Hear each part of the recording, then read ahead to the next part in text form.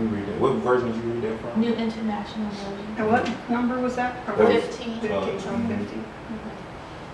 I'm reading another version. You got King James? Yeah, I got it. It says, "Cursed be the man that maketh any graven or molten image, an abomination unto the Lord, the work of the hands of the craftsman, and putteth it in a secret place, and all the people shall answer and say, Amen."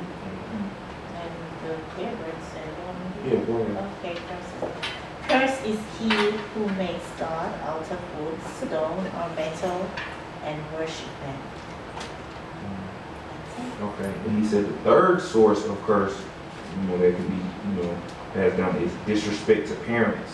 And he has Proverbs chapter 30, verse 17.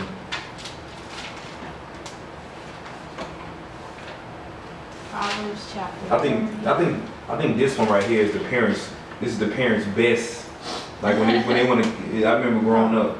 Proverbs chapter 30, verse 17. 30? Yeah, Yeah, chapter 30. I think this is the parents' favorite, one of the parents' favorite scriptures. But they Yeah, always tell their kids this when they acting up.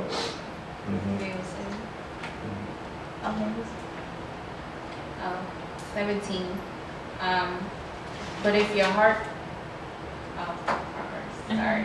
I'm gonna read from New Living Translation. Proverbs 30. The eye that mocks a father and despises a mother's instruction will be plucked out by ravens of the valley and eaten by vultures. Wow. Vultures. Yeah, that's vultures are the birds that come when they Disgusting. death. They definitely see like dead animals or dead people. Those are the ones that come. I think in Jamaica y'all call them Drunk crows. John crows. Yeah. Mhm. So, and the fourth source of curse is treachery to neighbors. And you read that in Proverbs 17, verse 13. But can we talk about 37? Yeah, we can. And like it's not literal because there's a whole bunch of disrespectful kids to parents that scorn and mock their mother and father, but they still have eyes. So what does it spiritually mean? Let's read it. Pecked out by ravens of the valley and will be eaten by. I guess okay. Now something came in my mind because I know in Revelations, God says that when the evil people are defeated, He tells all the buzzards, come and eat your flesh, eat your fill. So this is probably referring to that time. It's not immediate. It's not like you're gonna disrespect your mom and then the raven gonna come and just start doing that. No, It's- that's just a saying. yeah, it's just talking, but I think it really will happen, like at the end times, when Jesus come back and well, this is going into a different topic, but when, the damned people who are cursed forever and separated from God, when they come back and they're defeated by God, they're dead, their bodies will be around, and then the buzzards, when God would say, come and eat your fill. So these would be the disrespectful kids who never obey their parents. I remember my grandma, my mom's mom, your grandmother, she's always say that, like, I think it was how much brothers and sisters did she have? 10. And she said the ones, the two, was it the two? She said the two that was so disrespectful to their parents. They did not listen, they just rebelled, they just did what they want to do. They was the first two to die. They just died untimely deaths. But then you remember the commandment part Right, of the that's what I things, was honor, gonna say. and you would live on your mother Yes, and father, you would live a long life. And if you look in the newspaper today, most of the people that are dying, they're young people. I mean, 20 years ago, you would never have thought that someone at 30 years old would be dying of a heart attack and all this kind of stuff. And I think it's because of disobedience to parents. Yeah. Because in Exodus 20, that what she said, it says, honor thy father and thy mother, that thy days may be long upon the land which the Lord thy God giveth thee. Mm-hmm. So again, if we obey our parents, we're going to live a long life. Yeah. Right. And then I remember one pastor he was saying that he understands that sometimes some situations with some parents are different from some. You know what I mean? He was like not saying that you can't disagree with your parents or you know what I mean. Sometimes don't see eye to eye with your Yeah, parents, but it's just about respect. He said it's just about you know what I mean.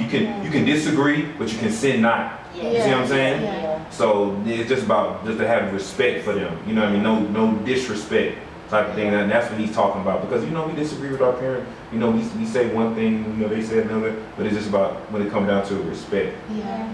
And I mean, coming up as a kid too, I mean, my mom used to use that on us every time when she, you know, tried to discipline us and, you know. So, but even though I didn't understand it that much, but somehow a spirit used to speak to me and say, you know, the fear of God is wisdom, you know, something like that, you know, and just be afraid, be careful what you say, you know, to your mom, because, you know, it's best for you to know that. So she always said, you're going to live long if you don't answer me back or something like that, you know.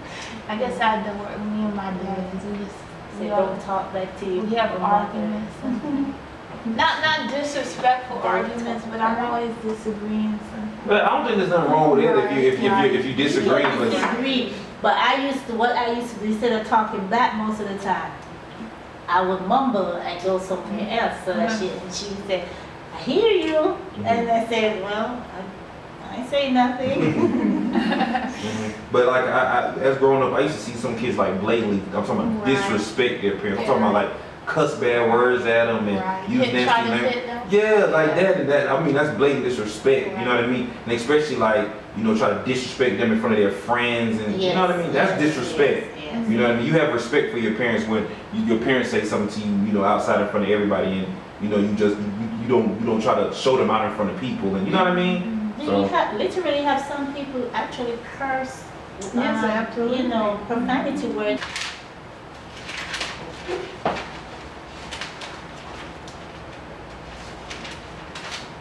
From 17. 13. And it's the New Living Translation. It said, if you repay good with evil, evil will never leave your house. Mm-hmm. So I come to the conclusion that it's probably about like trying to get some like revenge or something. That's the way I see it. But you can read it from the King It James. says, whosoever rewardeth evil for good, evil shall not depart from his house.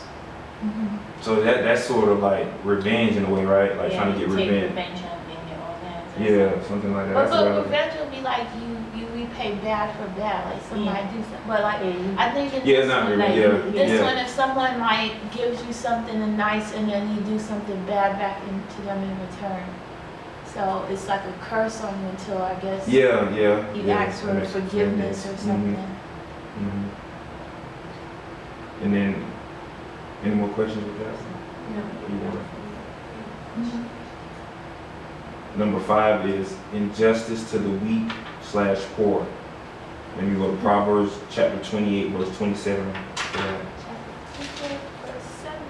Verse 27. Oh, 27. Yeah. Okay, mine is from New International Version. I have this highlighted too. Those who give to the poor will lack nothing, but those who close their eyes to them receive many curses. Wow, isn't that interesting? That's really precious stuff. Mhm. So, and that was the source of curse, number 5. Mm-hmm. Number 6 is unnatural sex / incest. Wow. And you go to Leviticus chapter 20, verse 10 through 16. Oh, that's 6 verses? 10. Yeah, 10 through 16.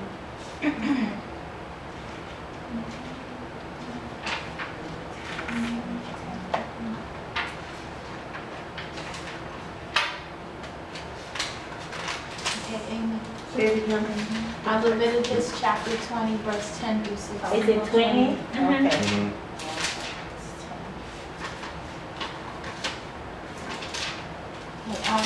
I'll go ahead and read verse 10 through 12, and then someone else will read 13. 10, Leviticus chapter 20, verse 10. If a man commits adultery with another man's wife, with the wife of his neighbor, both the adulterer and his adulteress are to be put to death. 11. If a man has sexual relations with his father's wife, he has dishonored his father. both the man and the woman are to be put to death. Their blood will be on their own hands. 12. If a man has sexual relations with his daughter-in-law, both of them are to be put to death. What they have done is a perversion. Their blood will be on their own hands. This is from New Living Translation. If a man practice homosexual, having sex with another man as with a woman, both men have committed a detestable act. They shall surely put to death, their blood shall be upon them. That was verse 13? Mhm. But then we read through 16, you can read through to 16. And if a man takes a wife and her mother, it is wickedness. They shall be burnt with fire, both he and they, and that there be no wickedness among you. And if a man lie with a beast, he shall surely be put to death, and he shall slay the beast. And if a woman approach unto any beast and lie down thereto, thou shalt kill the woman and the beast. They shall surely be put to death, their blood shall be upon them. And that's King James, Yes, right? uh-huh. Wow. That sounds pretty clear to me.